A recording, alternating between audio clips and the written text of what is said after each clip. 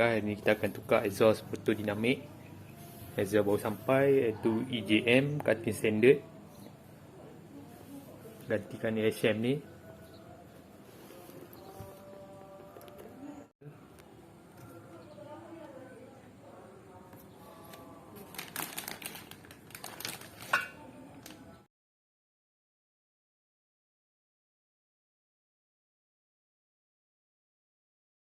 Okay, yang ni dah keluar. So kita keluarkan pelan-pelan dekat bahagian depannya.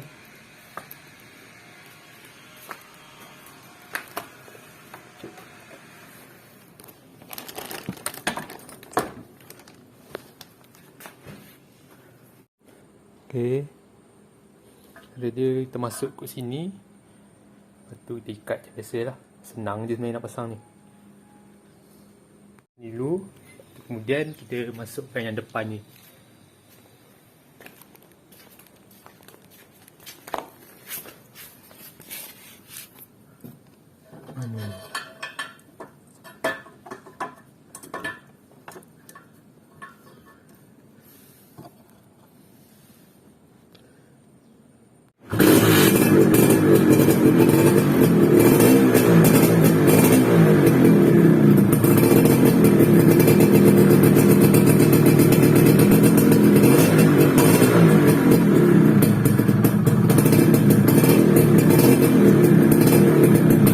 Lah, sekejap sikit. Ini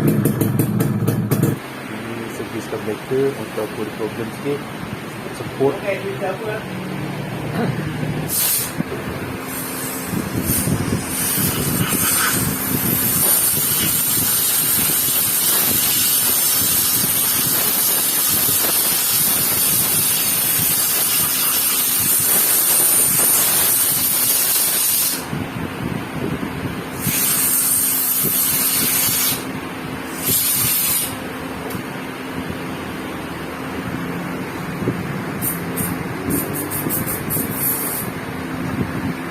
Yang di-advise oleh Abang Rik Ahmad, filter aku tu memang tak recommend nak pakai.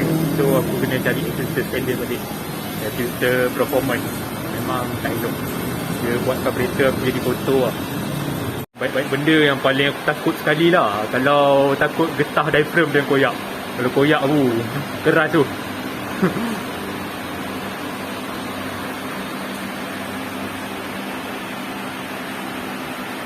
Tadi dah buat sebelah tu, buat buka lagi sebelah. Pek. Yang putih tu. Masak.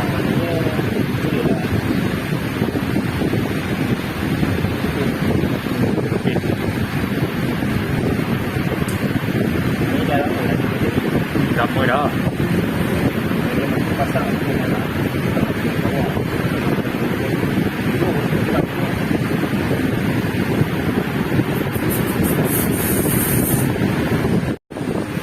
Diaphragm kritik wujud tak koyak. Ini last order lama yang servis ni. Aku 4 tahun pakai tak pernah servis carburetor ni.